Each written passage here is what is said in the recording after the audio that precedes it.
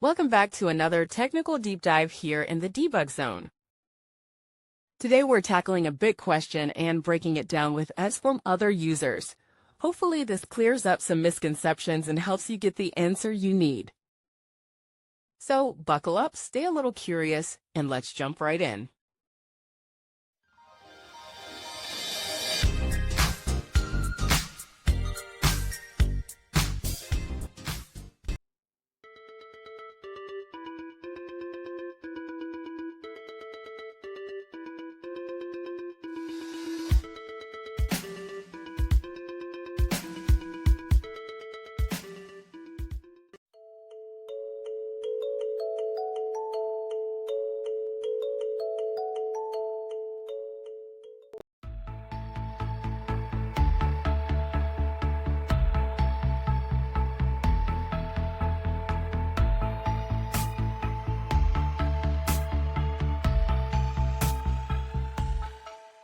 And that's a wrap.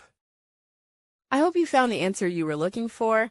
If you did, take a second to hit that subscribe button. It really helps out. And let me know in the comments which solution worked best for you. See you next time in the debug zone.